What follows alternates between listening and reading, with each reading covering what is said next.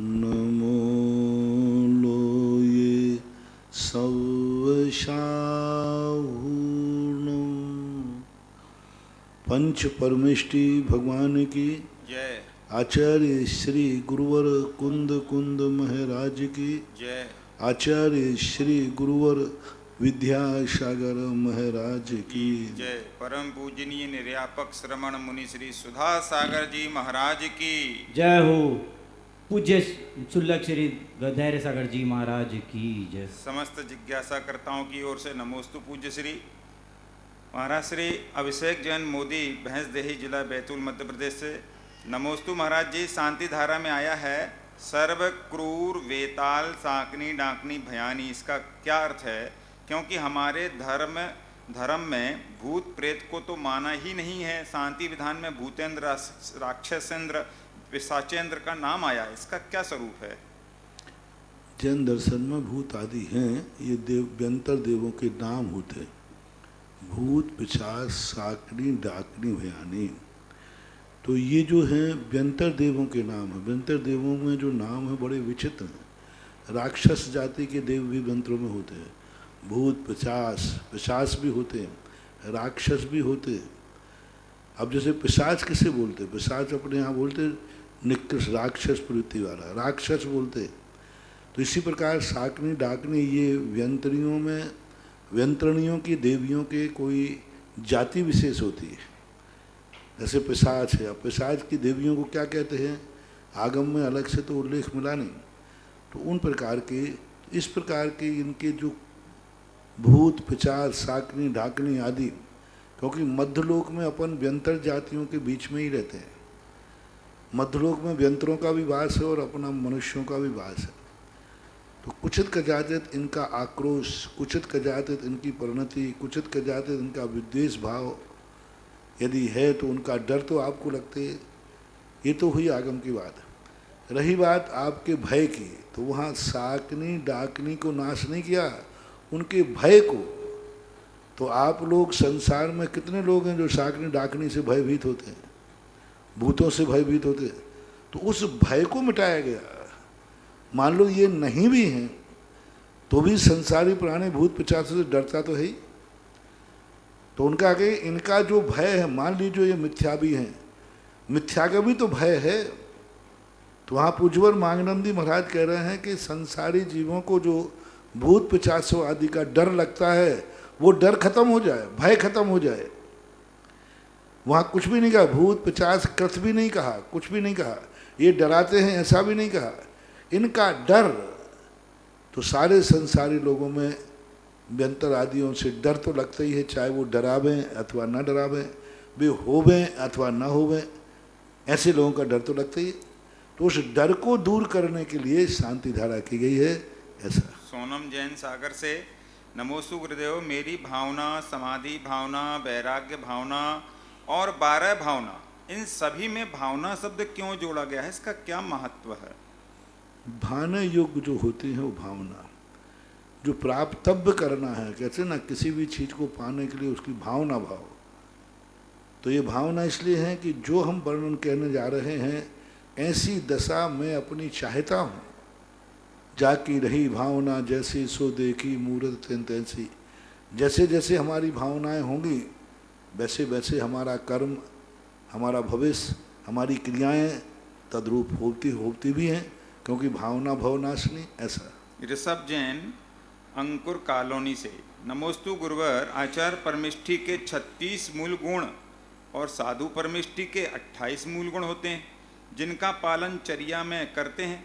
इनमें कुछ प्रवृत्ति परक, कुछ निवृत्ति परक हैं, परंतु उपाध्याय परमिष्ठि के 25 मूल गुण कहे गए हैं जो ज्ञानात्मक हैं। इनमें पालन करने की कोई अपेक्षा नहीं है, ऐसा क्यों होता है?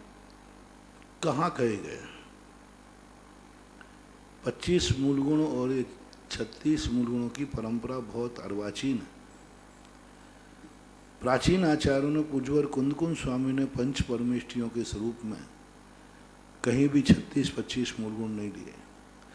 उमा स्वामी महाराज ने कहीं भी आचार्य उपाध्याय साधु की वैयावृत्ति के स्थान पर लिया, लेकिन उन्होंने 28 मूल गुणों का वर्णन ना तो उन्होंने किया, ना पूज्यपाद स्वामी ने किया, किसी ने नहीं किया। और दूसरे प्रकार के पंच महागुरु भक्ति लिखी जाती है, आचार्य भक्ति लिखी गई। कुंद कुंद भगवान ने आचार्य भक्ति लिखी, लेकिन उसमें 36 गुणों का वर्णन नहीं आया। पूज्यपाद स्वामी ने आचार्य भक्ति लिखी, उसमें 36 मूल गुणों का वर्णन नहीं आया, 25 मूल गुणों का वर्णन नहीं आया। ये वर्णन 25 और 36 मूल गुणों का वर्णन कब से चला, कैसे चला, ये विचार नहीं। हम लोग आचार्य भक्ति करते हैं, उसमें लिखते हैं 36 गुण समग्र पंच विहाचार।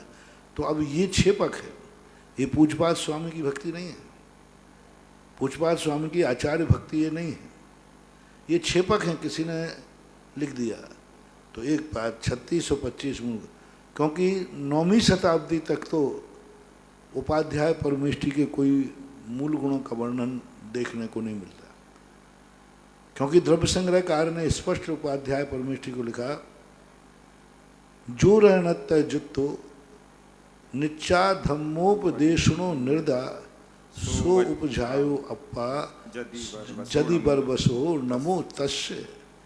उन्हें कितनी बड़ी बात गई, जो उपजायो निजा, जो रहनत जुत्तो रत्नत्र शुक्ल निश्चोपदेशनो निर्दा, हमेशा उपदेश तत्व ज्ञान स्वाध्याय अध्यापन आदि कराते रहते हैं।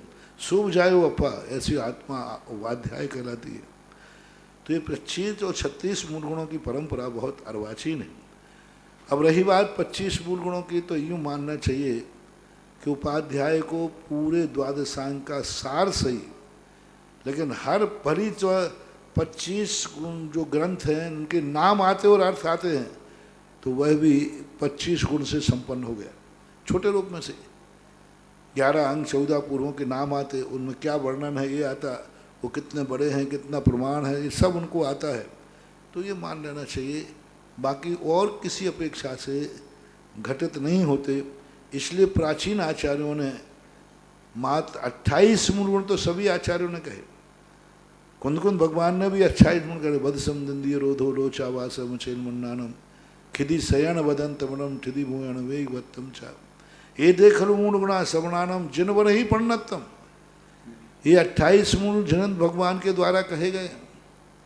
मूलाचार में भी यही है, सभी आचार्य में 28 मूल निर्वाद हैं, लेकिन 36 और 25 मूल गुण का वर्णन बहुत अर्वाचीन है। आपकी पूजा में आता है गुण 36 से 25 से 8 20 भवतारण तरण जहाज। गुरु पूजा में है कि गुरु महाराज 3 प्रकार के गुरु होते, 36 गुण धारे, 25 और 28 गुण धारे। इसी प्रकार 46 और 8 भी मान्य है। 46 और 8 46 मूल गुण तो अरहंतों के मान्य हैं, और सिद्धों के 46 मूल गुणों का वर्णन तो फिर भी मिलता है, अष्टमूल गुणों का वर्णन भी मिलता है। 2 वर्णन तो निर्वाद हैं, एक तो 8 मूल गुण का और एक 28 मूल गुण का। बाकी के 3 परमेष्ठियों के मूल गुण भजनीय हैं। 28 मूल गुणों का वर्णन तो है, 8 मूल गुणों का वर्णन तो है।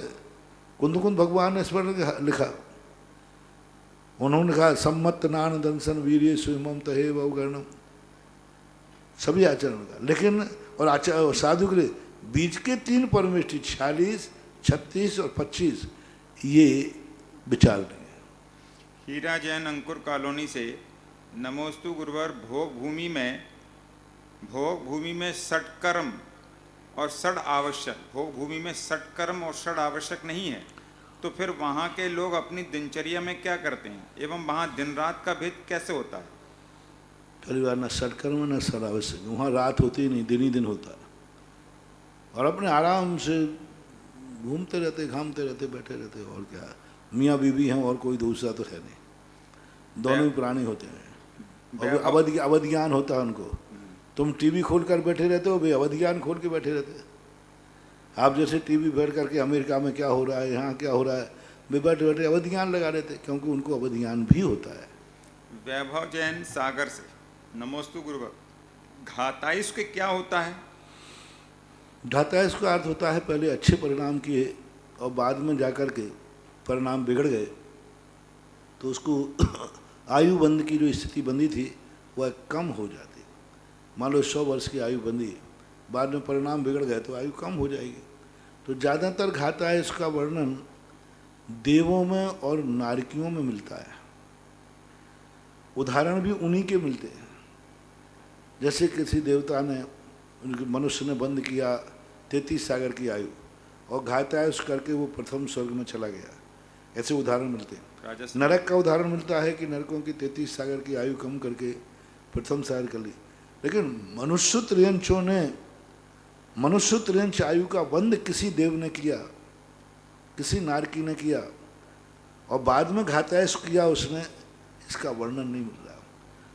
और वहाँ तो घातायुष जब होता है तो उसका अलग है कि आधा सागर सम्यक दृष्टि को ज़्यादा मिलती है, मिथ्या दृष्टि को पल्ले का संख्यात्म भाग।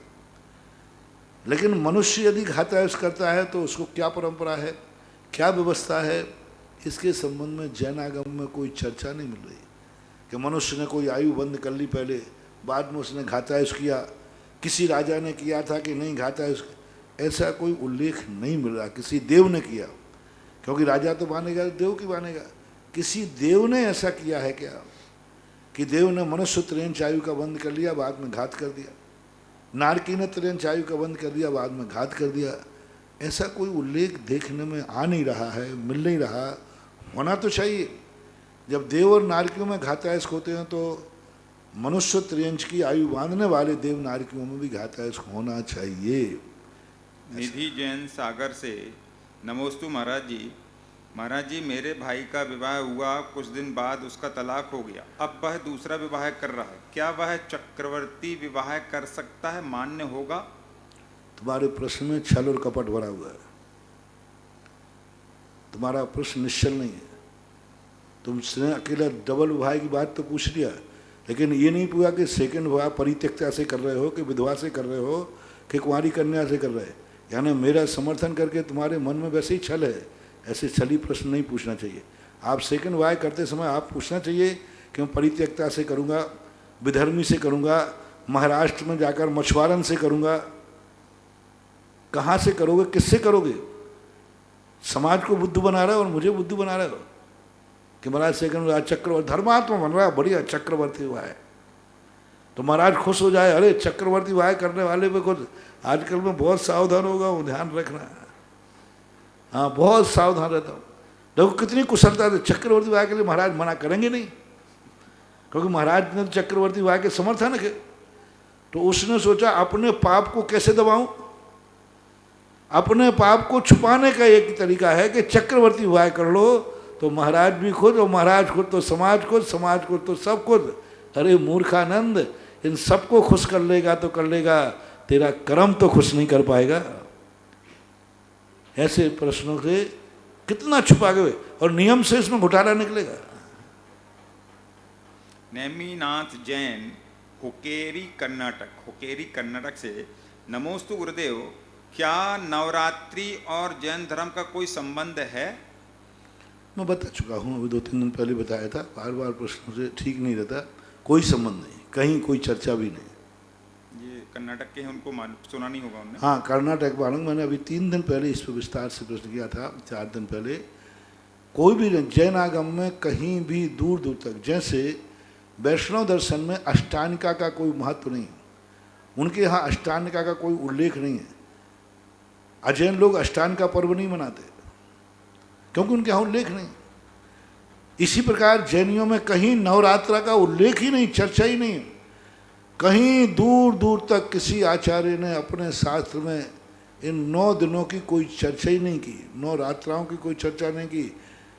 अश्विन शुक्ला एकम से लेकर 10वीं तक का कोई वर्णन नहीं है कि इनमें कोई त्यौहार पड़ता हो, शुभ पड़ता हो। चर्चा ही नहीं, दूर दूर तक चर्चा नहीं। जब चर्चा ही नहीं है तो जैनियों को इन सब चीज़ों के बीच में नहीं पड़ना चाहिए। वैष्णव लोग अष्टानिका नहीं मनाते, 10 लाख क्षण पर्व नहीं मनाते क्योंकि उनके यहाँ वर्णन नहीं। हमारे यहाँ नवरात्रा का वर्णन नहीं, तो जैनियों को नवरात्रा नहीं मनाना चाहिए। ये उनके कुलाचार धर्माचार के विरुद्ध है। जैन धर्माचार जैन कुलाचार के विरुद्ध है, ये आपको सुनना चाहिए। कहीं नहीं लिखा, कहीं कोई भी वर्णन नहीं। जैनाचार्यों के शास्त्रों में नवरात्रा का चर्चा भी नहीं है। वर्णन तो ठीक है, नहीं करना चाहिए। और बिल्कुल बराबर करते हैं तो जैनी को बराबर मिथ्यात्व का दोष आएगा, उसके सम्यक दर्शन नाश को प्राप्त होगा। आर्जव जैन तेंदुखेड़ा जिला दमोह। महाराज श्री नमोस्तु। महाराज जी, मेरी जिज्ञासा है कि तीर्थंकर के भाई बहन होते हैं क्या? अब होते तो नहीं है, लेकिन हरिवंश पुराण के अंदर कुछ ऐसा संकेत एक श्लोक से निकल रहा है कि समुद्र विजय की अनेक संतानों का, अब वो प्रसंग के स्वरूप में कैसे दिया गया है, अब इसका सिद्धि नहीं कर पा रहा हूँ। अनेक रानियों का वर्णन हो कि अन्य रानियों से उत्पन्न हुए हो, तो ये कहने से पिता तो एक ही रहेगा, रानी भले अनेक हो सकते हैं। लेकिन तीर्थंकर का जन्म ऐसे राजा के यहाँ आज तक नहीं हुआ जिनके अनेक रानियां होती हैं। अभी तक तो ऐसा मिला नहीं, देखने में शास्त्रों में पढ़ने को नहीं मिला कि तीर्थंकर के पिता के बाद अनेक रानियां हों और किसी एक रानी।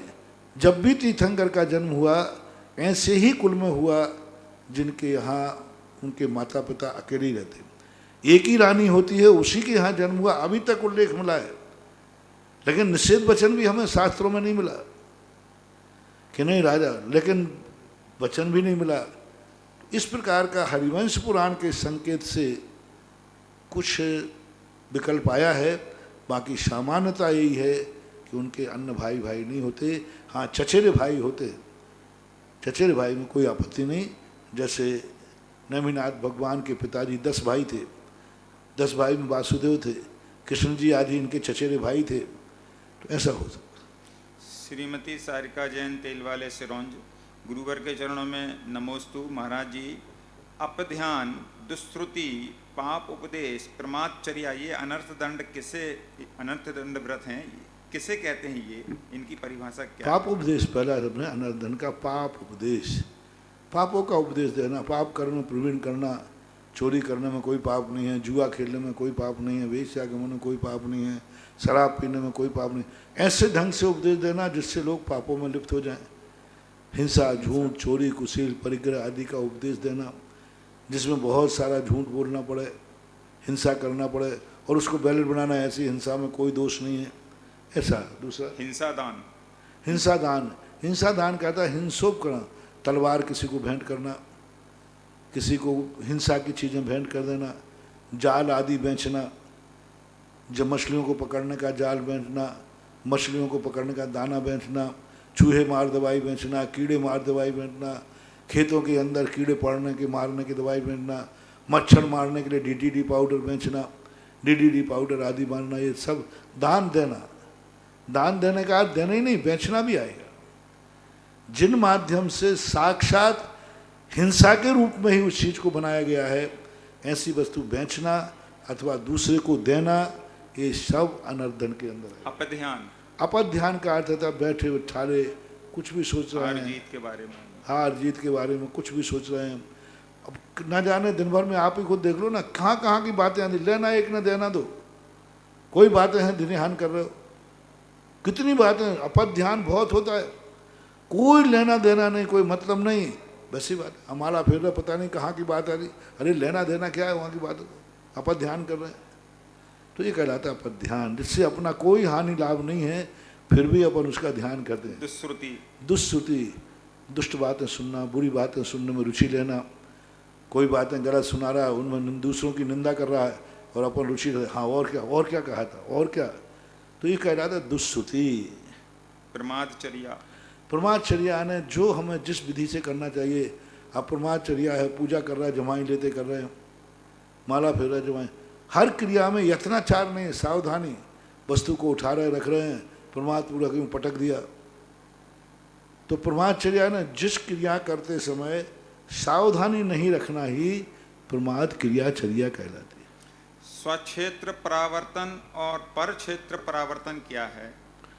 स्वक्षेत्र परिवर्तन कहलाता है वहीं वहीं जहाँ जीव है, वहीं वहीं वो कितने बार जीव परिवर्तन कर रहा है, उन्हीं परिणामों से, उन्हीं भावों से। आगे वृद्धि को प्राप्त नहीं हो रहा, एक ही प्रकार का भाव, एक ही प्रकार का क्षेत्र, एक ही प्रकार का काल, एक ही प्रकार का भाव जो है। पर क्षेत्र कहा जाता है जो अभी वृद्धि को, आज जो भाव किया कल दूसरा भाव, आज जिस क्षेत्र में है कल दूसरे क्षेत्र में, परसों आज जिस समय है उस समय दूसरे भाव में। तो जो समय वर्तमान में प्रेजेंट है वह स्व क्षेत्र परिवर्तन कहलाता है। शैलेंद्र कांत जैन, सहारनपुर यूपी से, महाराज श्री, मेरा बच्चा को कोरोना हो गया था और मैंने बिजोलिया में शांति धारा कराई, वह नेगेटिव आ गया। आपके श्री चरणों में कोटि कोटि नमोस्तु। महाराज जी, मेरी जिज्ञासा है, अनंतानुबंधी चौकड़ी की व्यवस्था क्या है और विभिन्न गुणस्थानों में इसकी क्या भूमिका प्रभाव रहता है? अनंतानुबंधी का मूल स्वरूप यही है, मिटने मिटाने का भाव करना, ऐसा कार्य करना जिसमें मिट भी सकता है, मिटा भी सकता है, बर्बाद भी हो सकता है, दूसरे को भी कर सकता है। ये सब अनंतानुबंधी कसाय कहलाती है। ऐसा मान जिसमें बर्बाद हो जाए लेकिन मान को नहीं अकड़ेगा, जैसे रावण, बिल्कुल मर सकता हूँ लेकिन झुकूंगा नहीं, प्राण दे दे सब नाश कर सकता है, झुकता नहीं। मान है मायाचारी, उसी जाल में वो स्वयं फंस के मर जाए तो मर जाए, लेकिन दूसरे की जाल जरूर बिछाएगा, दूसरे के प्रति मायाचारी चल, बड़ी स्वयं उसमें फंस जाएगा। वो जान रहा है कि कल के दिन मैं भी इसमें फंस सकता हूँ, और यदि मैं फंस गया तो निकल नहीं पाऊंगा। तो भी कई लोगों की आदत होती है दूसरों के साथ माया चल गई, अनंतानुबंधी माया, लोभ। उस वस्तु को लेने में प्राण जा सकते हैं, जाएं तो जाएं, लेकिन मैं उस वस्तु को प्राप्त करके रहूँगा। ये सब अनंतानुबंधी। अन्य गुण, प्रथम गुणस्थान और द्वितीय गुणस्थान, ये दो गुणस्थान अनंतानुबंधी के स्वयं गुणस्थान है, उसमें वो उदय में आती है। तीसरे आदि गुणस्थानों में यह छठे सातवें गुणस्थान तक उद्यावली में रहती है, उदय में नहीं आती। और सप्तम गुणस्थान से ऊपर यह जो है विसंयोजना को प्राप्त होती है, सत्ता में भी नहीं रहती, वह अन्य कसायों के रूप में गिर भी चली जाती है। यानी जितनी सत्ता में अनंतानुबंधी के निषेक हैं, वे प्रत्याख्यान अप्रत्याख्यान संजलन में परिणमन हो जाते हैं, जिससे हमारे जैन आगम में विसंयोजना कहते हैं। यह अनंतानुबंधी की। विकास जैन शास्त्री, कटनी, मध्य प्रदेश। महाराज श्री नमोस्तु। जिज्ञासा यह है, लॉकडाउन लगा, सारे मंदिरों में जो है सब क्रियाएं बंद हुई, ऐसे में जिनकी शांति धारा की सरकारी बोलियां होती थीं, अर्थात जितनी राशि बोली प्रारंभ होती थी, मतलब बोली नहीं बढ़ी तो वह श्रेष्ठी शांति धारा करेगा ही करेगा, जिनकी बोली फिक्स है, निश्चित है। अब मंदिर जबकि बंद थे तो शांति धारा हुई नहीं, तो क्या वह सरकारी फिक्स राशि दान देना चाहिए कि नहीं? यदि आप समर्थ हैं, शक्तिमान हैं, कोई बाधा नहीं है, दे दो। बाबा जी को तो दे रहे हो, भगवान के पास ही जा रहे हो, ठीक है। विपत्ति काल में तो दुनिया का सहयोग करती है, विपत्ति काल में ये समझ लो मैंने मंदिर का सहयोग किया। भगवान सारी जिंदगी मुझे देते रहे, ऐसे काल में हम मंदिर को दे रहे। इस समय मैंने एक बार कहा था कि संकट के समय सभी लोगों को अपने तीर्थ क्षेत्र और मंदिरों को इस समय दान जरूर देना चाहिए, जरूर देना चाहिए। जिस समय मंदिर खुले थे उस समय नहीं, इस समय जरूर हर व्यक्ति को अपने मंदिर में, भली मंदिर नहीं जा पा रहा है लेकिन किसी ना किसी बहाने से गुल्लक में डलवाना चाहिए, दान देना चाहिए।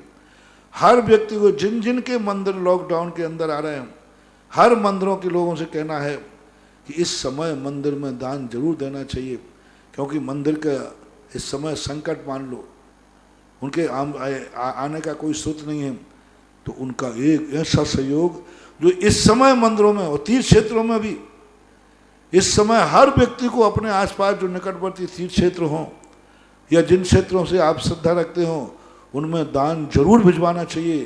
कहीं ऐसा ना हो कि लॉकडाउन में हमारे मंदिरों के मैनेजर का पैसा बंद हो जाए, पुजारी चला जाए, लाइट बिजली का बिल, खर्चा तो ज्यों के त्यों है। इस समय जो दान मंदिरों को दे रहे हैं उनको ऐसा पुण्य बंद होगा कि जब तुम्हारी जिंदगी में कभी संकट आएगा, 2 रुपये की जरूरत पड़ेगी तो 2 लाख का सहयोग देने वाले तैयार रहे। कई बार होता है, कई लोगों को थोड़े संकट आए, अरे साहब कैसी बात कर रहे हैं, मैं दे दूंगा, कैसी बात कर, मैं दे दूंगा। एक इनका पुण्य है, इन्होंने कभी मंदिर के लिए कहा था इस समय मंदिर में दान नहीं आ रहा है, काम मत रोको, मेरी तरफ से करो। कई लोग मैंने ऐसे देखे, कई कमेटी वाले ऐसे होते हैं, बहुत कमेटी वाले ऐसे होते हैं। मैंने कल बताया था ना, कई कमेटी वाले तो ऐसे होते हैं कि जो 1 रुपया नहीं देते बल्कि दूसरों की नुक्ताचीनी और करते हैं, उसने इतना नहीं दिया। और कई कमेटी वाले ऐसे होते हैं, काम बंद नहीं होना चाहिए, काम बंद नहीं होना चाहिए। आप पैसा ले जाओ, जब होगा तो ले लेंगे, जब जैसा होगा देगा। काम वैसे बहुत सारे लोग देते, काम बंद नहीं होना चाहिए। अभी अनिल जी, अंचल, शीलचंद जी, अनुराग वाले वगैरह आए, क्षेत्रपाल जी है ललितपुर में, वहां पर किसी कारण से पैसा बैंक से नहीं निकल पा रहा है, किसी कारण से। तो उन्होंने कहा नहीं, काम बंद नहीं होना चाहिए। समाज के लोगों ने पैसा इकट्ठा करके और मंदिर का काम चलाया, लेकिन काम नहीं रुकने दिया। अब एक लोग वो हैं जो काम को रोकते हैं, किसी प्रकार काम बंद हो जाए। और उन्होंने बताया, और 1-8 लाख नहीं, 50 लाख रुपए उठाया। 50 लाख रुपया समाज ने कहा लॉकडाउन के अंदर। अब बैंक में तो 1000 परेशानी आ जाती है, 1000 समस्या आई जाती है, पैसा है लेकिन कोई कारण, जो भी कारण बन रहा हो, तो उन्होंने कहा नहीं, काम बंद हो जाएगा। लॉकडाउन में के अंदर एक दिन काम बंद नहीं होने दिया, और सब कमेटी वालों ने समाज से मिल करके यहाँ वहाँ से जुगाड़ करके और पैसा लाखों इकट्ठा कर लिया और मंदिर का काम चलने दिया। अब ऐसे लोगों को ऐसा पुण्य बंद होगा कि पहली बात तो इनकी जिंदगी में ऐसी समस्या आएगी ही नहीं, और आ जाए तो 1000 लोग खड़े होंगे और 1000 नहीं मिलेंगे तो आकाश से देवता उतर के आ जाएंगे, जैसे महाराणा प्रताप को। ऐसे ऐसे पुण्य काम आते। महाराणा प्रताप पूरे कंगाल बन चुके, कुछ भी नहीं उनके पास, लो भामा साहब पहुंच गए। भामा, जबकि कभी उम्मीद नहीं थी। राणा प्रताप सब तो हार चुके थे कि अब मेरी कोई उम्मीद नहीं है। इन्होंने कभी धर्म में, धर्मात्मा में कभी सहयोग किया होगा राणा प्रताप ने। जाओ धर्म के कार्यों में, काम बंद नहीं होना चाहिए, ले जाओ। वो कर्म ऐसा आ गया, नहीं राणा को हारना नहीं चाहिए, भामा साहब को उठा दिया। मुझे सुनकर के इतनी खुशी हुई कि मंदिर के काम के लिए लोग कर्जा देते हैं। मंदिर के काम के लिए बिना ब्याज का, कुछ नहीं, आ जाए तो ठीक है, नहीं आ जाए तो ठीक। 50 लाख लॉकडाउन में इकट्ठा करके पैसा दिया, लेकिन काम बंद नहीं होने दिया। मुझे सुनकर के इतना आनंद आया। ऐसे लोगों को आशीर्वाद देने का मन करता है। धर्म से तो हम सदा भीख मांगते रहते हैं, धर्म से स्थान से तो हम सदा चाहते रहते हैं भगवान थोड़ा सा कुछ हुआ। अरे कभी धर्म के क्षेत्र में कभी आफत आवे तो तुम भी कम से कम बिना मांगे देखे आओ तो भेंट कहलाएगी।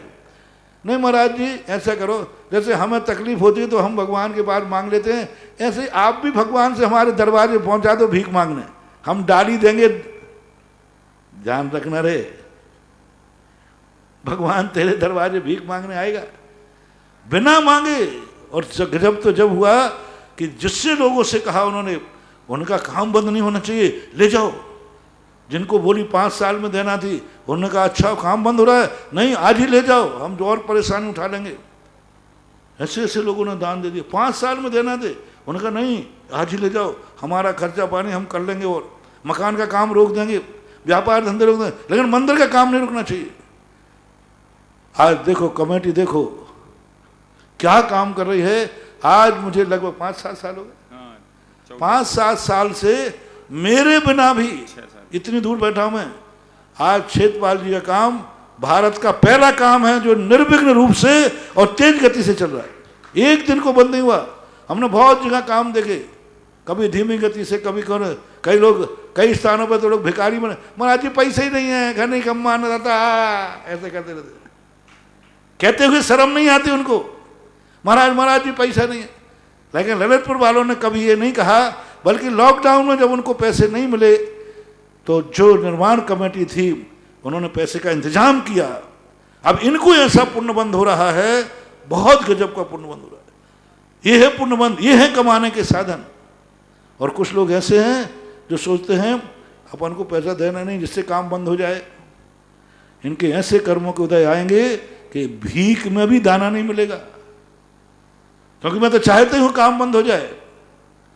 मत करो ऐसी गलती, तो ऐसी स्थितियां बन जाती हैं, तब जानना चाहिए। महेंद्र जैन पत्रकार इंदौर से। गुरुवर नमोस्तु। गुरुवर, परम पूज्य आचार्य भगवान ने कहा कि जब हमें बंद करके ही जाना है, बंद करके ही जाना है, तो हम बांध कर क्यों रख रहे हैं? महाराज श्री, मेरे जैसे अज्ञानी को आचार्य भगवान के इस वाक्य का अर्थ समझ नहीं आ पा रहा है, इसका मतलब क्या है? बंद करके जाना ही है, तो बांध बांध कर क्यों रख रहे हो? बंद करके ही जाना है। मतलब बॉक्स होना तो बंद होना है सब कुछ। बंद करके ही जाना है। जो कुछ भी तुम्हारा यहाँ है सब बंद करके ही जाना। फिर बांध के क्यों रख रहे हो? यानी सब यहीं छोड़ के जाना है, पुनः ताला खोलने के लिए आओगे नहीं। सौर जैन, शिवनगर। महाराज श्री के चरणों में कोटि नमोस्तु। 12 साल का हूँ मैं, आज तक कभी रात्रि भोजन नहीं किया। आपका आशीर्वाद चाहिए, मेरा नियम पलता रहे। अब मेरा प्रश्न यह है, कोविड-19 के कारण अभिषेक करने नहीं जा पाता हूँ, मुझे पाप लगेगा? अभिषेक की भावना करते रहो, नहीं लगेगा। स्पर्श जैन, नागौर जिला सतना मध्य प्रदेश से। गुरुदेव के चरणों में कोटि नमोस्तु। महाराज श्री, मेरा प्रश्न यह है कि आत्मा ही परमात्मा है, परंतु मरने के बाद तो इंसान के शरीर से आत्मा निकल जाती है। तो हमने जो मानव जीवन में पाप पुण्य किए हैं, उनका फल और परिणाम किसको मिलता है? आत्मा को मिलता है। आत्मा ही परमात्मा है, कहाँ लिखा? आत्मा ही परमात्मा बनती है नहीं भावी पर्याय है। वर्तमान में जब तक वो परमात्मा नहीं बनी तब तक पहले कर्म, और परमात्मा जब ही बनोगे जब किए हुए पापों की एनओसी लोगे। जो पाप किए हैं जब तक उनको नहीं भोगोगे तब तक तुम परमात्मा बन ही नहीं पाओगे, यानी आत्मा को ही भोगना पड़ता है। अशोक जैन, बड़ा गांव धसान से। नमोस्तु गुरुदेव। सम्यक मिथ्यात्व और सम्यक प्रकृति में क्या अंतर होता है? सम्यक प्रकृति में तो सैवसम सम्यक दर्शन होता है। सम्यक मिथ्यात्व का अर्थ तीसरा गुणस्थान है। दधि गुणवत मिले हुए परिणाम होते हैं, ऐसा मानना। पीयूष जैन, बड़ा गांव से। नमोस्तु महाराज। महाराज जी, अकलंग स्वामी से देवता गण भी शास्त्रार्थ एवं वाद विवाद किया करते थे, वह किस प्रकार से होता होगा? अब ऐसी की बदंती है, हमें कोई प्रमाण नहीं मिला इसका। विद्या जैन, अकलंग स्वामी महाराज ने कहीं भी इसका उल्लेख नहीं किया। उनके समकालीन आचार्यों ने उल्लेख नहीं किया। उनके बाद कई वर्षों बाद ऐसा उल्लेख मिला है। अब इसके संबंध में क्या कहूँ, लेकिन आगम से करने में तो बाधा नहीं है, क्योंकि देवता लोग पहले आते थे, बातचीतें करते थे, चर्चा करते थे, लेकिन पंचम काल के अंदर इस प्रकार की स्थितियों पर विचार नहीं है। विद्या जैन, बड़ा गांव से। नमोस्तु महाराज जी। हंस के बारे में ऐसी मान्यता है कि वह दूध को ग्रहण कर लेता है और पानी को छोड़ देता है। क्या यह आगम से सत्य है या किंवदंती है? आगम में किंवदंती नहीं है। आगम में है कि दूध क्षीर को यदि वो पीना चाहे पानी से तो पी लेगा, लेकिन यदि वो नहीं पीना चाहे तो पानी को छोड़ देगा। दूध गाढ़ा है, पानी पतला है। आपकी छन्नियाँ होती ना, मोटी चीज़ ऊपर रुक जाएगी, नीचे निकल जाएगी। वो जीभ को ऐसा दबा लेता है, पानी निकल जाता है, दूध रुक जाता है। दांतों में, मुंह में ऐसी इसकी परिणति है। 32 वर्षों से अनवरत जिज्ञासा समाधान करने वाले परम उपकारी निर्यापक श्रवण मुनि पुंगव श्री सुधा सागर जी महाराज के चरणों में जिनवाणी व सुधा कलश चैनल के दर्शकों द्वारा बारंबार नमोस्तु नमोस्तु नमोस्तु। महाराज श्री भक्ति कलश एक गुप्त दान में आया है, उसके लिए तेजमल जी दानोपिया उसको महाराज श्री के चरणों में विराजमान करें। और एक वृक्षारोपण में घोषणा आई है, श्रीमती मेघा श्री मनीष हृदय हितार्थ जैन नोएडा, और बड़े बाबा की वेदी पर स्वर्ण कार्य का जो उसमें दान आया है 5100 रुपये में। श्रीमती मेघा श्री मनीष हृदय हितार्थ जैन नोएडा। विश्व की सबसे अलौकिक, मनोज्ञ, सुंदर व अतिशयकारी प्रतिमा आदिनाथ भगवान के समक्ष चंद्रोदय तीर्थ पर असीमकालीन आदिनाथ भक्तामर में नाम आया है। कुमारी अधीरा जैन लुहाड़िया, पुत्री श्री पराग, रूपल लुहाड़िया, सुनील, दीपाली, अनुराग जैन लुहाड़िया परिवार। प्रथम जिज्ञासा के लिए वीरेंद्र जी मेहता, खांदू कॉलोनी।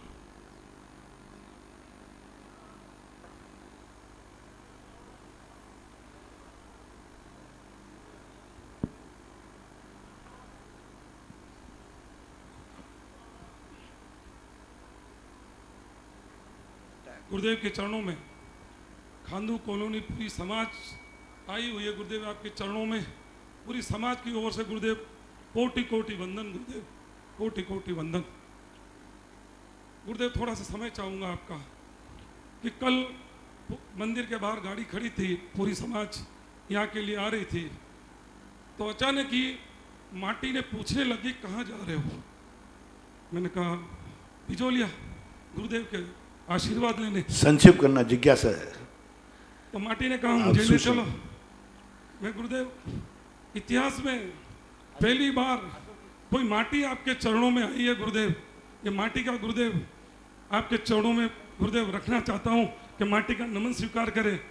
मेरी खानू कॉलोनी की माटी ये विनती करती है गुरुदेव कि जैसा कि वागड़ की धरती पे आपने विरोधय जैसा तीर्थ पूजनीय तीर्थ दिया गुरुदेव, कि जो युगों युगों तक वागड़ की धरती पर पूजा जा रहा है, वैसा ही अलौकिक तीर्थ मेरी खांदू की माटी को भी गुरुदेव दे। ऐसा आशीर्वाद प्रदान करे कि मेरी खांदू की धरा पर भी विरोधय जैसा ही पूजनीय तीर्थ बने। यही माटी गुरुदेव आपके चरणों में गुरुदेव निवेदन करती है गुरुदेव। अगली जिज्ञासा अक्षय जी डांगरा और इनके पश्चात प्रकाश जी सिंघवी तैयार हैं। मेरे अंतरात्मा में विराजमान गुरुदेव मुनिपुंग सुधा सागर जी महाराज के चरणों में खांदू कॉलोनी से पूरी समाज का और प्रकाश सिंघवी के परिवार का नमोस्तु नमोस्तु नमोस्तु। गुरुदेव, आज हम पूरी खांदू कॉलोनी समाज के साथ यहाँ पर हमारे जिनालय जीर्णोद्धार के अंदर कुछ आंशिक विकृति आई है, जिसके कारण उसको लेट हो गया है, पर आज पूरी समाज मैं दस्तखत के आपके समक्ष पहुंचकर आपके चरणारविंद में प्रस्तुत करते हुए ये निवेदन करते हैं कि हे गुरुदेव, आपके सानिध्य में, आपके प्रेरणा में और आपके आशीर्वाद से यह श्रेयांसनाथ जिनालय भव्य बने। उस श्रेयांसनाथ जिनालय को भव्य नहीं बनने में और समय लगने के अंदर क्या क्या दोष हम परिवार को लगेगा, हम पूरी समाज को लगेगा, विस्तार से प्रभु बतलाइए। आप लोग अभी माटी लेके आए थे, मैं तो माटी को यहाँ लाने की जरूरत ही नहीं थी, मैंने तो वहीं जाकर माटी को पवित्र किया है। और पवित्र ही नहीं किया, बागड़ के लिए एक ऐसा तीर्थ क्षेत्र दिया, एक नंदियावर्त स्थापना कराई कि वो तीर्थ अपने आप में एक अद्वितीय तीर्थ आपके कॉलोनी खांदू कॉलोनी के बाजू में बन रहा है। श्रेयांसनाथ भगवान का जहाँ तक सवाल है, श्रेयांसनाथ भगवान का हमने बहुत सारे मंदिरों में दर्शन किए, लेकिन श्रेयांसनाथ भगवान के मूल नायक होना बहुत दुर्लभ है। और बहुत अच्छा मंदिर है, बहुत अच्छी समाज है। मंदिर अपने हिसाब से जब बनता है बहुत छोटा सा रूप लेता है, लेकिन जब उस मंदिर के प्रभाव से समाज बढ़ती है तो फिर मंदिर में भी विस्तार होता है। परिस्थितियाँ होती हैं, ये पौद्गलिक है, ये कृत्रिम है, ये समय समय से जीर्ण शीर्ण होते हैं। कभी आवश्यकता की मांग बढ़ती है और कभी परिस्थितियाँ के जीर्ण शीर्ण होकर के उनके लिए विचार करना पड़ता है। खांदू कॉलोनी का मंदिर अनेक अनेक दोषों से युक्त था, वो प्रांगण भी अनेक अनेक दोषों से युक्त, कुछ था, कुछ कर रखा था, कुछ किए, उसको जैसे तैसे 2007 में सारे दोषों का निराकरण किया। और 2007 के बाद जो समाज कैसी थी और आज कहाँ है, ये तो खांदू कॉलोनी वालों से पूछो। और जब से उन लोगों ने, आज पहला मंदिर है जहाँ 400-400 500-500 लोग पर डे अभिषेक करते हैं, जहाँ शांति धारा की बोली लाने लगते, वहाँ आज 25-25 शांति धारा होती। शाम को भक्तांबर पाठ का मैंने जैसे तैसे के मन के भाई एक थाल कर लो, आज एक थाल करते करते 200 रुपया रखे थे, 250 रुपये। और लोग इतने अपने आप में समृद्ध हुए कि आज वहाँ 1100 के 7 थाल लगते, बता दें। और आगे कमेटी के भक्त लोग तो और थाल बढ़वाना चाहते, इनके पास बैठने को जगह नहीं है, कहें तो 11 थाल हो जाए, 25। आज देखो कितनी बढ़ोतरी।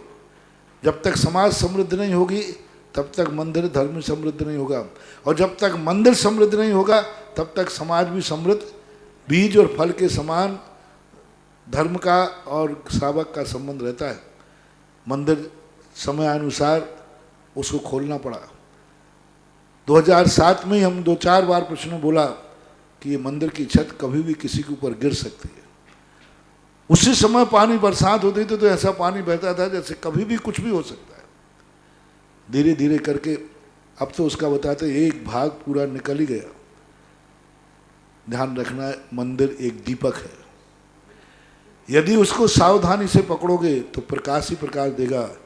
चूक गए तो ये भस्म भी कर सकता है।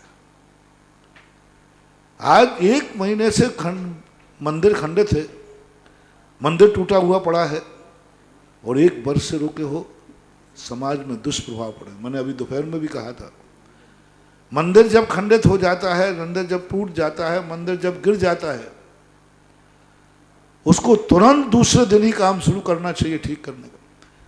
जितनी देर जिन्हें देखो, शास्त्रों में आया, यहाँ तक परिकर मंदिर का छत्र टूटा है, भामंडल टूटा है, उपकरण कोई टूटा है, वेदी टूटी है, अभिषेक का कलश टूटा है, सब लिखा है, सिंहासन टूटा है, चैत्यालय टूटा है। ये जैसे जैसे टूटा हो, इसको जितने जल्दी हो उतने ठीक करना चाहिए, किसी कारण से बाधा नहीं पड़ना चाहिए। जैसे जैसे जीर्ण शीर्ण मंदिर पड़ा रहे, खंडित मंदिर पड़ा रहे, समाज भी धीरे धीरे खंडित होना शुरू हो जाती, समाज में दुर्घटनाएं घटना शुरू हो जाती हैं।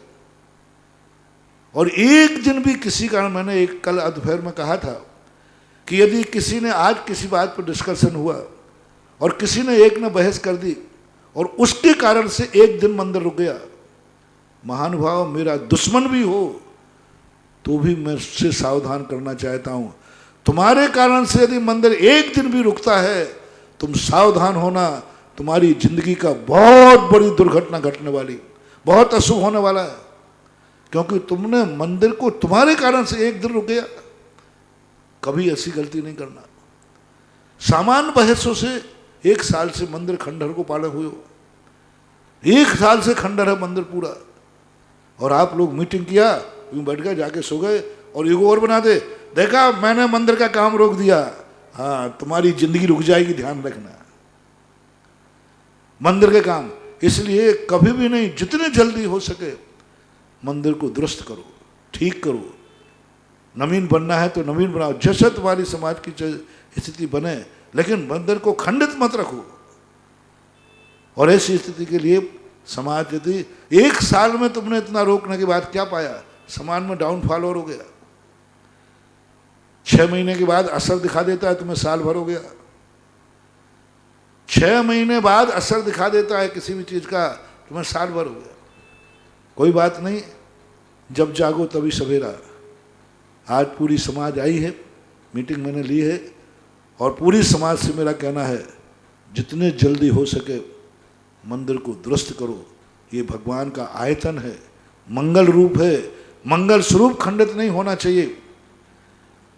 यदि मान लो मंदिर को गिराया भी जाता है, पुनः बनाया जाता है, तो इधर आप गिराइए, दूसरे दिन से नई ईंट लगाइए, दूसरे दिन से नई ईंट लगाइए और तुरंत काम चालू कीजिए। और उन विरोधी असंतुष्ट लोगों से मेरा कहना, विरोधियों से, हर कार्य में तुम अपनी कहीं कसाय बजा लेना। मंदिर के कार्य में ये मत देखना कौन बना रहा है कौन नहीं बना रहा है, उसको तो एक ही देखना है, कोई भी हो हमारे भगवान का मंदिर बनना चाहिए, बस। मेरा दुश्मन भी बनाए तो बनाए, मंदिर बनना चाहिए। यदि ऐसे भाव तुम रखोगे तो तुम्हें बहुत कुछ लाभ होगा। और यदि तुमने ध्यान रखना, वो श्री आंसनाथ भगवान हैं जो तुम्हें उठा भी सकते हैं, और यदि उनके मंदिर में तुमने कोई नकारात्मक बात सोची तो वो श्री आंसनाथ भगवान का दीपक तुम्हें भस्म भी कर सकता है, मिटा भी सकता है। क्योंकि जिसमें अच्छा गुण होता है उसमें निषेधात्मक गुण भी होता है। पूज्यवर उमा स्वामी महाराज ने कहा, जिन केवली भगवान से लोग पापों का बंद करते हैं, यदि उन्हीं केवली का अवर्णवाद कर दें तो मिथ्यात्व। बड़ा गजब का सूत्र दिया, केवली शुद्ध संग धर्म देवा वर्णवादो दर्शन मोह से।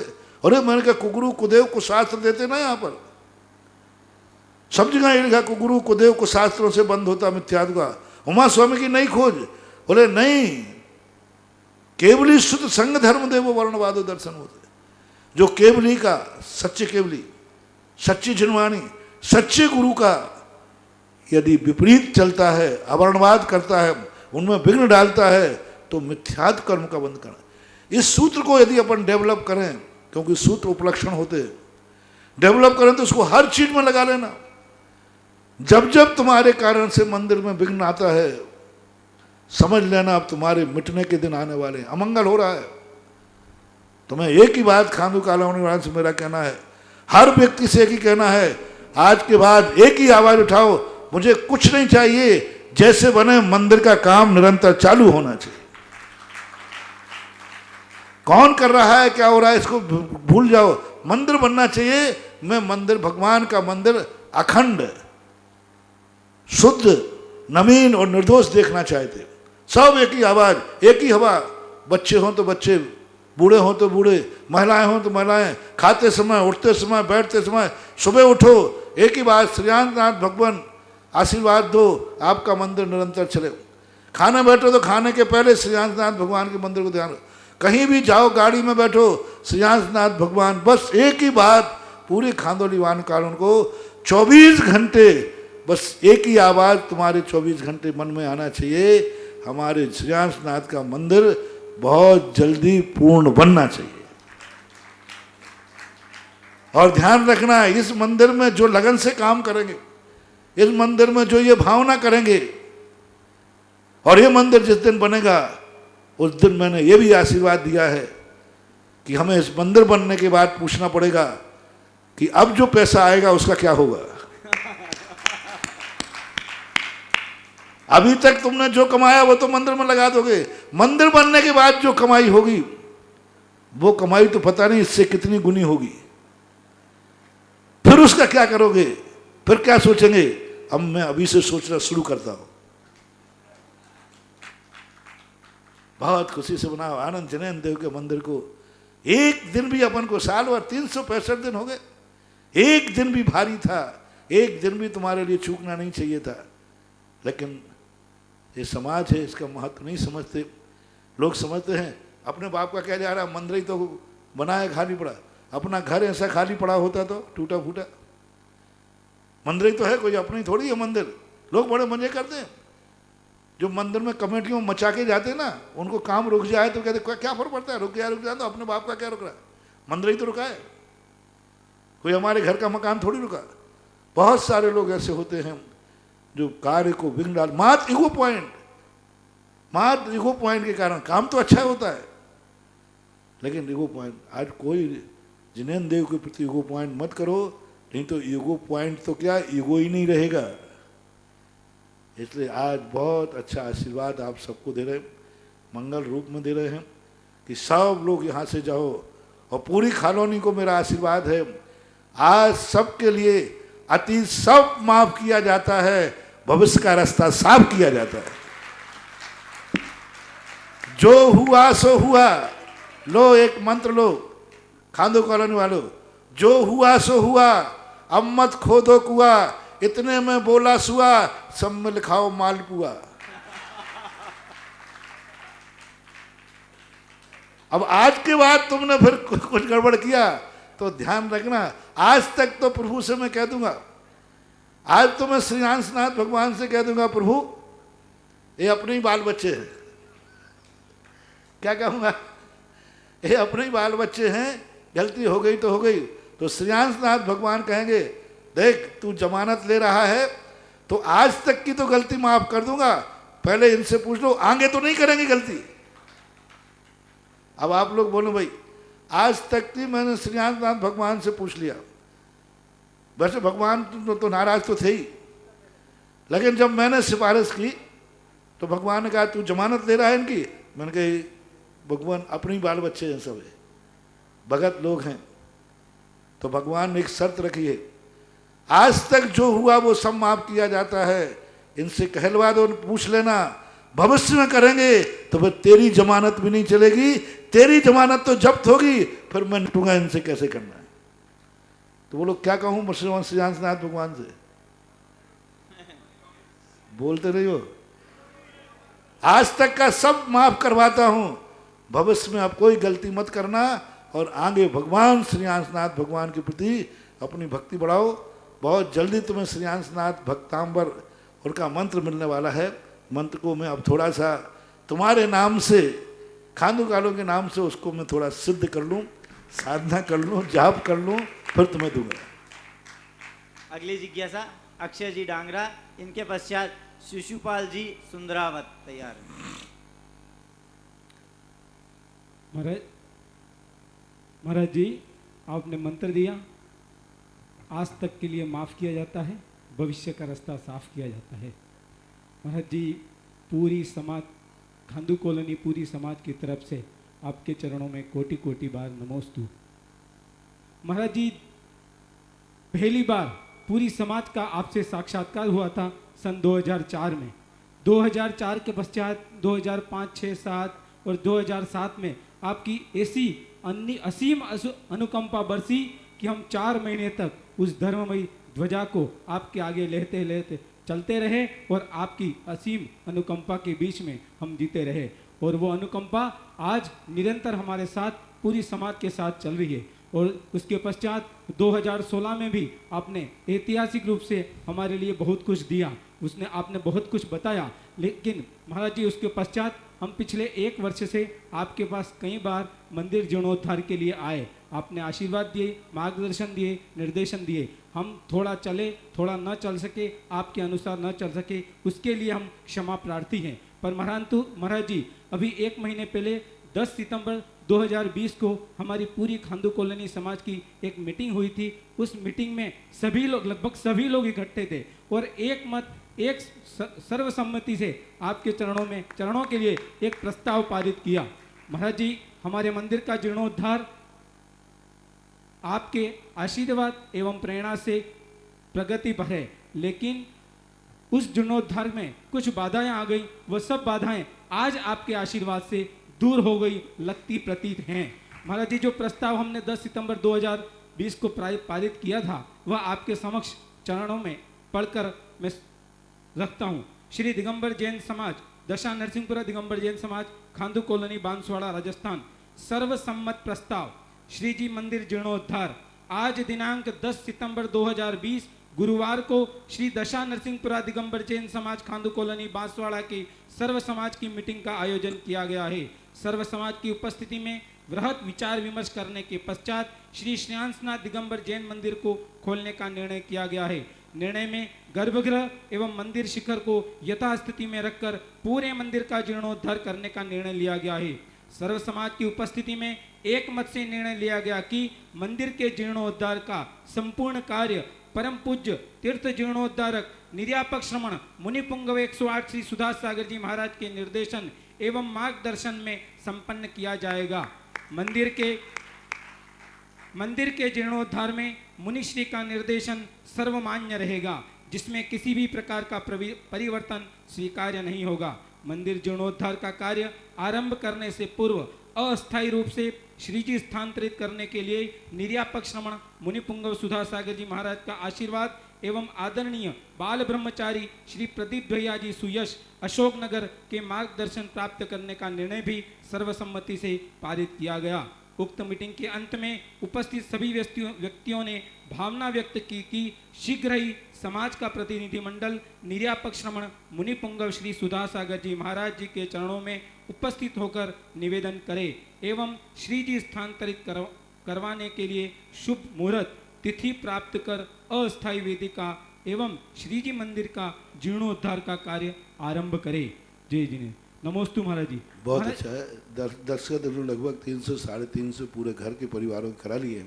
अच्छा रहा तुम प्रस्ताव पास करके लाए, नहीं तो हम यहाँ से लौटाते प्रस्ताव पास कराना, क्योंकि आजकल मैं सब लिखा पढ़ी से काम करने लगा हूँ। क्योंकि बाद में लोगों की स्थितियाँ अनेक प्रकार के लोग हैं और भारत में भी अनेक लोग विघ्न संतोषी हैं। जब कोई बुरे दिन आते हैं तब कोई काम नहीं आता है, जब कोई काम करने लग जाते हैं तो चारों तरफ से कौवे कुत्ते भौंकने लग जाते हैं। जब तक बेचारे कमेटी वाले परेशान होते कोई पूछ नहीं आता भाई आपको क्या तकलीफ है, और जैसे ही तुमने कोई काम शुरू किया तो कहीं से कौवा बोलेगा, कहीं से कुत्ते बोलेंगे और करते रहते हैं। तो इस प्रकार के लोगों की स्थितियाँ बनती रहती हैं। इसलिए मैं सोचता हूँ कि समाज में जो प्रस्ताव पास हो लिखित, इसलिए अब सारे द्वारा से इनके नमोस्तु करने के बाद मैं आशीर्वाद दे रहा हूँ। मेरे आशीर्वाद से काम होगा, लेकिन जब इनने नमोस्तु किया तब ये साल भर से मेरे पीछे पड़े हैं, तब आज मैं इनको उस बात के लिए आशीर्वाद दे रहा हूँ। नमोस्तु महाराज जी, नमोस्तु। गुरुवर नमोस्तु। शिशुपाल जी सुंदरावत, इनके पास अजीत जी जो जगी जो तैयार है। गुरुवर नमोस्तु। मेरे और मेरे परिवार के बाद आपके चरणों में नमोस्तु। गुरुवर आपके आशीर्वाद से वागड़ की धरती पर विरुद्ध क्षेत्र बन रहा है और ये आपकी प्रेरणा 2007 में आपने चतुर्मास के समय संकेत दिए थे कि खांडू समाज को कोई बड़ा कार्य करना चाहिए। उस समय परिस्थितियाँ रही नहीं रही, पर विरोध क्षेत्र का काम आपके आशीर्वाद से और हम लोगों के कहीं सहयोग से चालू हुआ और हम ये चाहते हैं महाराज जी, जैसा विरोध क्षेत्र बने ऐसा हमारे समाज का मंदिर भी बने और उसका पूरा आशीर्वाद आपका हम पर अंतिम समय तक बना रहे और इसमें हम लोग सब सहभागिता बने रहें। मेरी गुरु जी शंका ये है कि हमने स्वाध्याय किया पद्म पुराण जी का, तो पद्म पुराण जी स्वाध्याय में महाराज जी जो श्री राम का और सीता का जो वर्णन होता है उसमें वो जन्म से जैन जाति से होते हैं या कर्मणा जैन जाति से होते हैं और बाकी जो राजा होते हैं सभी जैन थे या सभी कर्मणा जैन थे? कर्मणा जैन थे और सब जैन जाति के ही थे। कर्मणा जैन का अर्थ है मात अकेले बाद में जैन नहीं, जैन दर्शन के अनुसार जनक भी और दशरथ भी दोनों जैन कुलीन थे। ठीक है, अन्य लोगों ने भी इसे अपने शास्त्रों में स्वीकार किया है, लेकिन जैन पुराणों के अनुसार ये पीढ़ी दर पीढ़ी जैन थे। वहाँ रामचंद्र जी का वंश तो इक्ष्वाकु वंश था, ऋषभ देव से जुड़ता है। ऋषभ देव की पीढ़ियों में, ऋषभ देव की पीढ़ी से ये जैन रूप में कुल चले आ रहे, तो कुल परंपरा से भी जैन थे और धर्म यानी कर्म से भी जैन थे, दोनों से जैन थे। नमोस्तु। अगली जिज्ञासा अजीत जी जगी सोच जी। निर्व्यापक मुनि श्री सुदास सागर जी महाराज के चरणों में मेरे और मेरे परिवार का कोटि कोटि वंदन। हमें बहुत अच्छा लगा मुनि जी कि आपने खांडू कॉलोनी को अपने दोनों वज्र हाथों से आशीर्वाद दिया। महाराज जी मेरी जिज्ञासा ये है कि जब हम पूजा करते हैं उसमें षष्ठी मंगल है, उसमें भगवान वृषभ से षष्ठी से अजीत सबके आगे ह का हलन थे, केवल श्रेयांश भगवान जो हमारे इष्ट देव उनके आगे पीछे न लगा हुआ। सभी भगवान के आगे ह का हलन थे और श्रेयांश भगवान के पीछे न है, उसके पीछे हलन ह का हलन यानी हम सभी श्रेयांशनाथ भगवान के आगे क्यों लगा महाराज जी? ये इनका प्रश्न है कि श्रेयांशनाथ भगवान के आगे क्यों न लगा।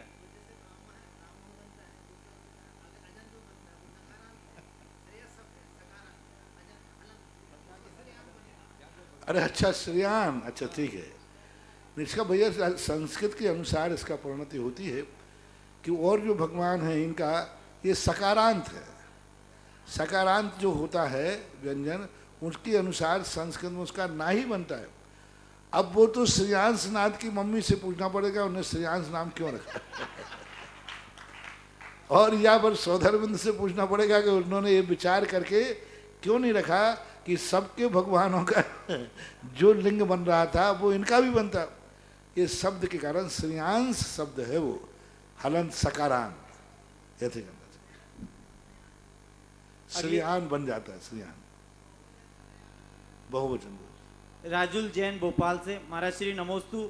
मेरी जिज्ञासा है कि एक मुनिराज ने बताया कि हम जो श्रावक मंदिर जी में पूजा के लिए जो द्रव्य धोते हैं तो क्या उस द्रव्य में 2 घंटे बाद 30 जीव उत्पन्न हो जाते हैं?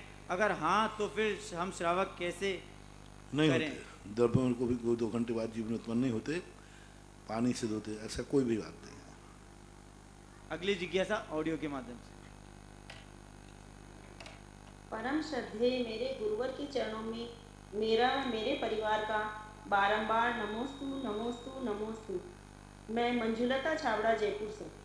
महाराज जी, आज से 25 दिन पहले हम परिवार के 4 सदस्य कोरोनाग्रस्त हो गए थे, जिसमें मेरी हालत ज़्यादा बिगड़ गई थी, परंतु आपके मुख से बोली गई शांति धारा में लिए गए हमारे नामों से हम सब आपकी कृपा से अब करीब करीब ठीक हैं। हमारे इलाज में डॉक्टर सुनील जैन व राजेंद्र जी गोदा का बहुत सहयोग रहा।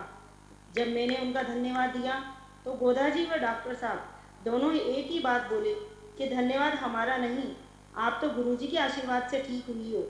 तो महाराज जी, उस समय मेरा मन आपके प्रति और भी श्रद्धा से भर उठा।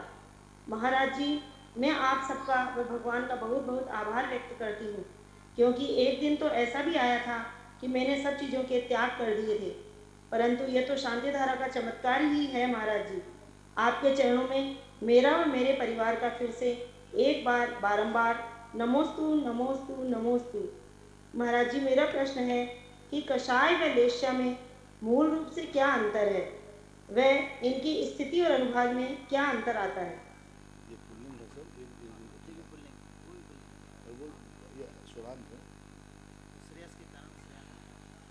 पहली बात तो कोरोना के समय सभी लोगों की स्थितियां, जिसको आता है उसकी ज़िंदगी के लिए बहुत भयभीत तो हो ही जाता है। कोरोना तो कैंसर से ज़्यादा भयभीत कर रहा है व्यक्ति, सब डर जाते हैं। और सबको जयपुर में तो बहुत ज़्यादा स्पीड में हुआ था सबको, और एक आध होता है तो परिवार में 2-4 को लेता है। भगवान करे सभी लोग स्वस्थ हों, किसी को कोरोना नहीं हो, और होवे तो बहुत जल्दी ठीक हो जाए, ऐसी भावना हम निरंतर भाते हैं। शांति धारा में भी भावना भाते हैं। जब से कोरोना हुआ है ज़्यादातर मैं खुद ही शांति धारा में जाके बैठता हूँ और भगवान से सीधा प्रार्थना करता हूँ, भगवान इस महामारी से प्रत्येक प्राणी का अपना जीवन सुरक्षित रहे, संरक्षित रहे। कषाय और लेस्या में अंतर होता है। कषाय जो होती है परिणाम, जब तक कषाय के लिए योग नहीं मिलेगा तब तक कार्य नहीं होता। कषाय अपना कार्य योग के साथ ही करती है।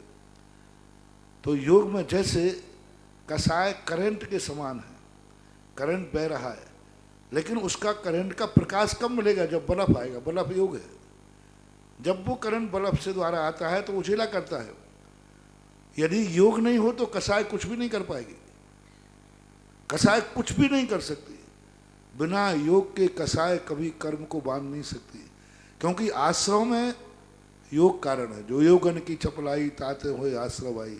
आश्रव योगों से होता है। मना कर्म वांग कर्म योगासा आश्रवा। तो योगों से जो आश्रव होता है, आश्रव तो योग कराता है और बंद कषाय करती है। और दोनों जब मिल जाते, दोनों का एक समय है। कर्मों का आश्रव योगों से होता है और स्थिति अनुभाग बंद कषाय से पड़ती है। प्रकृति बंद योग से होता है। और ये दोनों मिलकर के जो परिणाम बनता है उसे लेस्या कहते हैं। लिस्यते इति लेस्या। आपकी रोटी कब बनेगी? आप गेहूं खाते हैं या रोटी खाते हैं? गेहूं की रोटी होती है, लेकिन गेहूं में यदि पानी नहीं डाला जाए आटे में तो रोटी नहीं बनेगी। वह आटा खाने योग्य जब ही बनेगा जब उसमें पानी डाला जाए और पानी के बाद उसको गूंथा जाए। तो लेस्या बस ऐसी है। योग पानी है, लेस्या आटा है। ये दोनों मिलाकर के जब गूंथते हैं तो अब उसको आटा नहीं कहते, लोई कहते, कुछ भी कहते। अब वो जो बना है, जो लोई बन गई, अब इससे रोटी बनेगी। अब इससे आगे अपना फल मिलेगा। इसलिए कषाय को अपना प्रतिफल यानी कार्य करने के लिए योग चाहिए। और योग और कषाय जब मिल जाते हैं तो आटे पानी बनने के बाद लोई बनती है, लोई से रोटी बनती है, रोटी भोग में आती है। इसलिए लेस्याओं से रहित कोई जीव संसार में 12वें गुणस्थान तक नहीं होता। तो वो ऐसा मानना चाहिए। तो योग और लेस्या में अंतर है। लेस्या कोई कर्म नहीं है, योग और कर्म यानी कषाय से मिलकर के बनती है। आज पूरे भारत में ये मांग नंदी आचार्य की बीजाक्षर की शांति धारा जब से महाराज श्री ने पूरे भारत में कराई, तब से लोग मिथ्यात्व से छूटकर सम्यक की ओर आ गए हैं। खांदू कॉलोनी और बागड़ तो इसका पूरा दीवाना है शांति धारा का। अगली जिज्ञासा के लिए ऑडियो के माध्यम से हम सभी की श्रद्धा के केंद्र जगत उपकारी परम पूज्य मुनि पुंगव श्री सुधा सागर जी गुरुदेव के चरणों में ऋतु जैन सेठिया एवं पदम प्रभु पाठशाला परिवार महुआ की ओर से सत सत नमन। हे गुरुदेव, आपके आशीर्वाद से हमारे यहाँ भव्य 24 मंदिर का निर्माण प्रगति पर है और आपके आशीर्वाद से स्थापित पदम प्रभु पाठशाला भी निरंतर प्रगति पर है। आपके आशीष की छाया इसी प्रकार बनी रहे, यही हमारी प्रार्थना है। गुरुदेव, मेरी जिज्ञासा है कि हम मन वचन काय कृतकारित अनुमोदना से पाप करते हैं और राग द्वेष से कर्म बंद करते हैं, पर जो व्यक्ति बोल नहीं सकता अथवा पागल है, अपना पराया नहीं समझता, तो क्या उसके वचन आदि से कर्म का आश्रय होगा या नहीं? कृपया समाधान करें। पागल को, मंद बुद्धि को, इनको कर्मबंध कम होता है, क्योंकि ये विक्षिप्तता के कारण बोल रहे हैं, अंतरंग नहीं। लेकिन यदि उनके कषाय भाव हैं तो उनको कर्मंद होता है लेकिन कम होता है उनको ऐसा। अगली जिज्ञासा अहमदाबाद से निकिता नीलेश जैन। नमोस्तु महाराज श्री। एक इंद्रिय से संगी पंचेंद्रिय तक के जीवों में गर्भ जन्म किन जीवों का होता है? एक इंद्रिय से संगी पंचेंद्रिय तक के जीवों में गर्भ जन्म किन जीवों का होता है? पंचेंद्रियों का। अगली जिज्ञासा ऑडियो के माध्यम। पंचेंद्रियों का सभी का गर्भ जन्म। पंचेंद्रियों में सम्मूर्छन भी होते हैं, पंचेंद्रियों में औपपादिक भी होते हैं, उपपाद जन्म वाले भी होते हैं जैसे देवनारकी होते हैं, और पंचेंद्रियों में सम्मूर्छन भी होते हैं रागवमश जैसे, लेकिन गर्भज जो होते हैं वो नियम से पंचेंद्रिय ही होते हैं। ऑडियो के माध्यम। नमस्ते महाराज श्री जी, मांगरोल से हम ये जानना चाहते हैं कि प्रकृति बंधावसरण और स्थिति बंधावसरण किसे कहते हैं तथा क्या कहते हैं?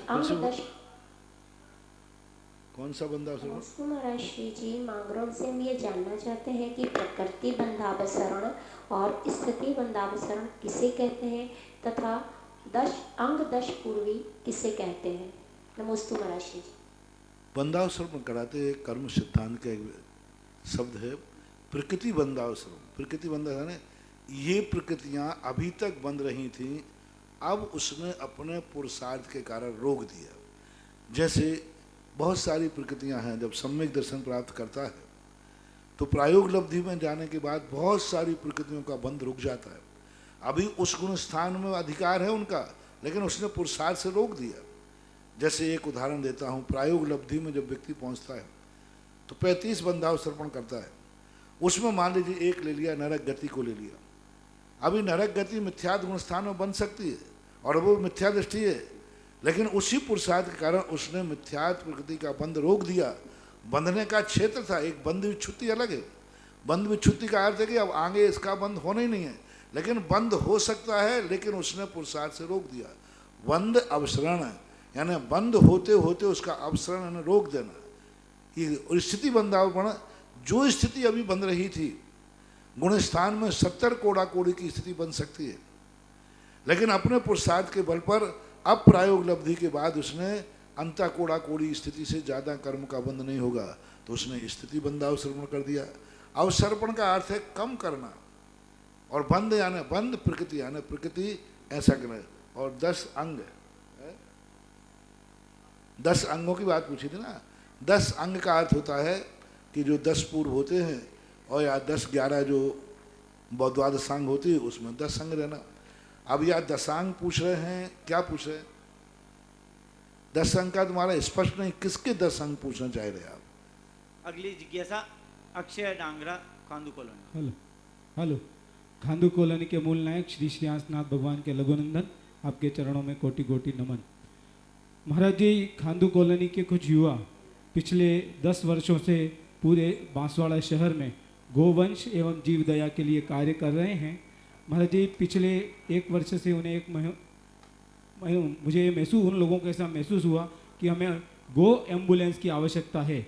हमें लगभग 5-7 दिन पूर्व उन्होंने हमसे बात कही और हम 25-30 लोगों ने बैठकर इस चर्चा की और समाज के सामने ये बात रखी, तो पूरी समाज ने महाराज जी केवल 24 घंटे के अंदर एक एम्बुलेंस की मानक राशि हमको दान के रूप में स्वीकृति दे दी और पूरी एम्बुलेंस की राशि हमने एकत्रित करके महाराज जी आचार्य श्री के जन्म दिवस पर शरद पूर्णिमा पर हम एम्बुलेंस का लोकार्पण करने की भावना रख रहे हैं। महाराज जी इसके लिए हमें आशीर्वाद चाहिए। महाराज जी दूसरा, पशुओं के लिए, महाराज जी 1 मिनट, उसी से जुड़ा हुआ महाराज जी दूसरा है कि आपने 2 दिन पूर्व जिज्ञासा समाधान में बताया था कि पशुओं के लिए और गौ के लिए जो दिया गया दान न होकर संयोग है। तो महाराज जी मेरा इसमें जिज्ञासा यह है कि जो गो और पशु पूर्व जन्म के संस्कार से या वर्तमान जन्म में चतुर्थ या पंचम गुण स्थान भी प्राप्त कर सकते हैं। तो महाराज जी पंचम गुण स्थान में जाने वाला जो जीव होने वाला जो जीव होता है उसको दिया गया दान जघन्य दान के अंदर आता ही है महाराज जी, तो क्या उसमें भी आगम में कोई निषेध आएगा? जब आपको ये मालूम है कि वो देशवृत्ति है तब दान पात्र को पात्र मान के तो दिया जाता है, अनुमान से नहीं मान लिया जाए धन 5 है। जब हमारे लिए निर्णय हो जाता है कि ये वृत्ति है, निर्णय हो जाता है कि अभिलय सम्यक दृष्टि है, तब वो मान कर लिया जाए, तब दान है। बाकी ऐसे अंदाज से नहीं। क्या तुम्हें मालूम है कि वो गाय पंचम स्थानवर्ती है? क्या तुम्हें मालूम है कि वो चतुर्थ गुण स्थानवर्ती है? बुद्धिपूर्वक दान होता है। पात्र का पहले निर्णय होना चाहिए। जब तक निर्णय नहीं है, आप ही वो अंदाज से दे रहे हैं, वो करुणा दान कहो, सहयोग कहो, वो सांसारिक पुण्य बंद कराने में कारण तो बनता है, पारमार्थिक पुण्य के लिए तुम्हारा अनुकंपा धर्म को पुष्ट करता है। पुण्य बंद तो होगा सांसारिक विभाव दिलाने वाला, लेकिन आपका अनुकंपा जो गुण है वह जरूर पुष्ट होता है पुण्यहीनों को कार्य करने के लिए। पुण्यहीन के संबंध में हम अभी बहुत सारे प्रवचन दे रहे हैं। उसे निर्यापक श्रवण मुनि पुंगव श्री सुधा सागर जी महाराज की जय। आज आरती के लिए श्री मुकेश कुमार जी, अनीता जी, मोहित जी, रेणु जी